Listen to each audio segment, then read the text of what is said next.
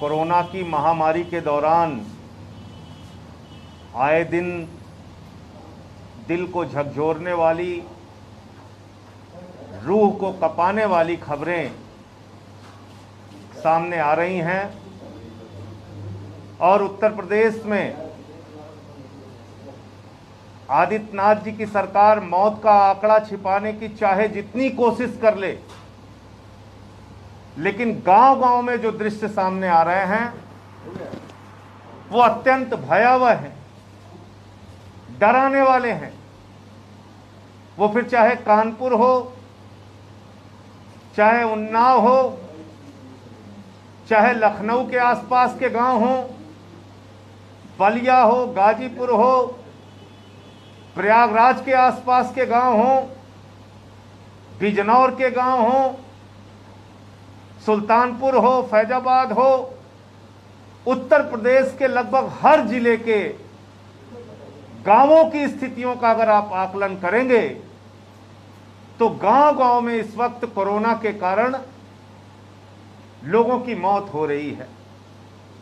और इसीलिए आप देख रहे हैं कि शमशानों में लाशों की लंबी कतारें लगी हुई हैं। लोगों के पास शमशान में अपने परिजनों का अंतिम संस्कार करने का, दाह संस्कार करने का इंतजाम नहीं है।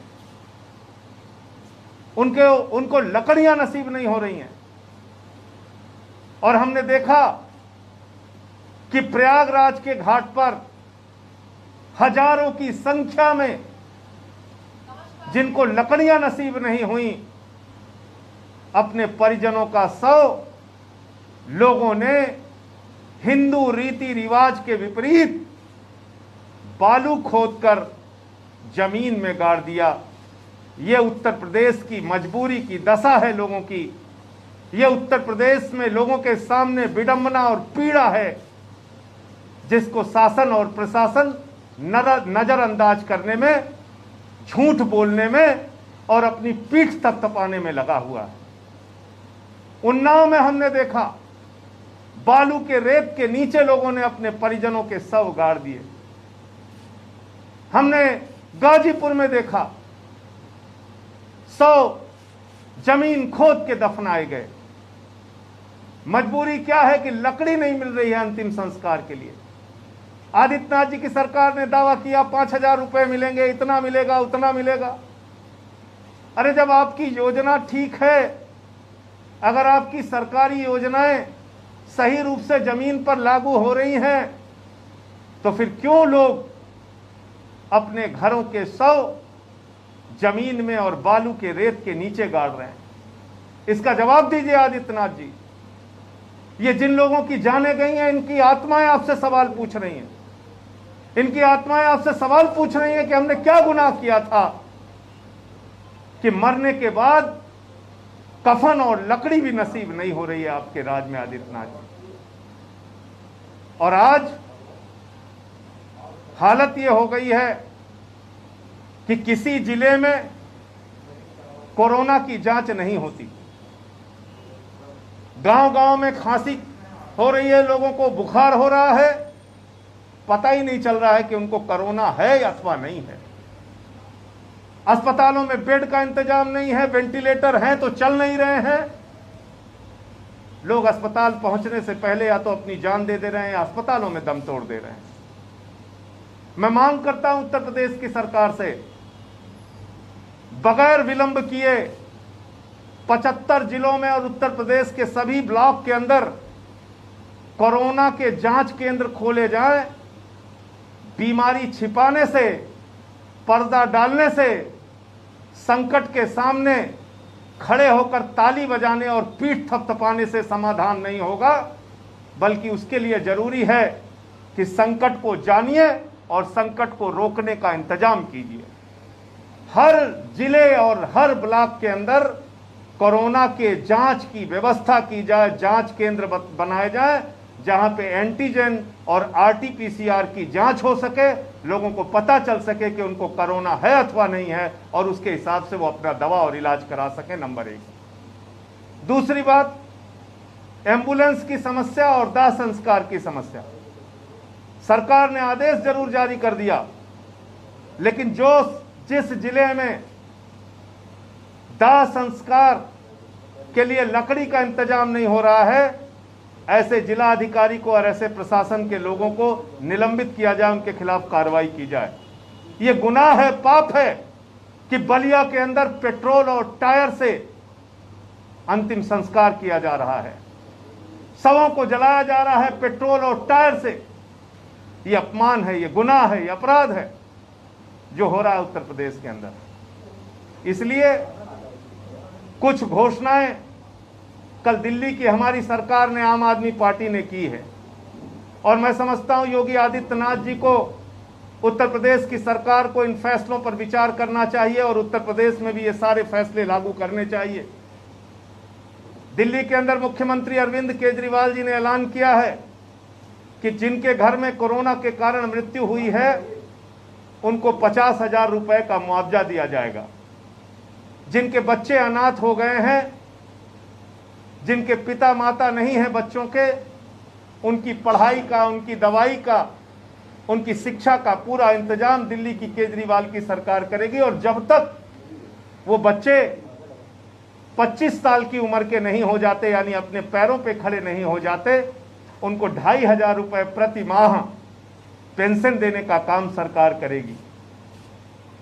परिवार में जो कमाने वाले सदस्य थे, अगर पति की मृत्यु हुई है तो पत्नी की मृत्यु हुई है, पति को, माता पिता को, अगर पति पत्नी दोनों की मृत्यु हो गई है तो माता पिता को प्रति माह पेंशन देने का काम दिल्ली की सरकार करेगी।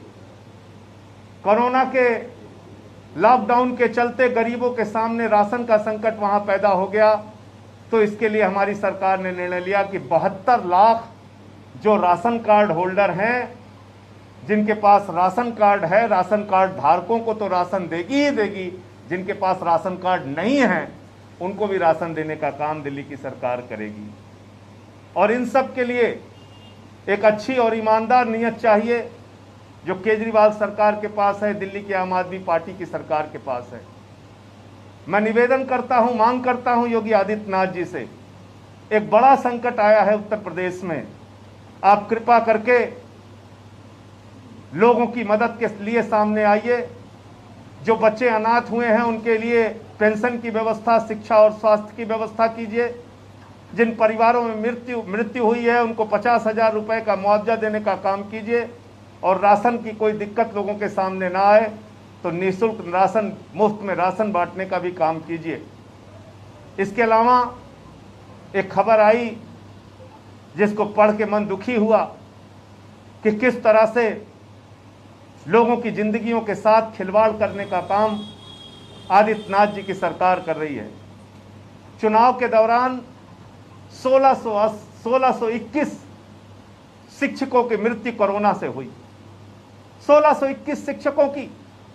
प्राथमिक शिक्षक संघ ने उनकी सूची जारी की, लेकिन बड़े अफसोस की बात है कि उन आंकड़ों में हेरफेर करके सरकार कह रही है कि मात्र 3 कर्मचारियों की मृत्यु, मात्र 3 शिक्षकों की मृत्यु कोरोना से हुई है, जबकि उनके नाम हैं, नंबर हैं, उनकी ड्यूटी लगी थी, इसके प्रमाण हैं। आदित्यनाथ जी ऐसा मत कीजिए।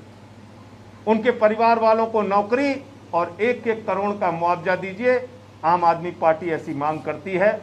1621 लोगों की मृत्यु चुनाव के दौरान हुई। आपने कहा जो लोग ड्यूटी पे जाते वक्त या ड्यूटी से घर पहुंचने तक, इस बीच जिसको कोरोना हुआ और इस बीच जिसकी मृत्यु हुई, हम सिर्फ उन्हीं को मानेंगे। ये अजीब बात है।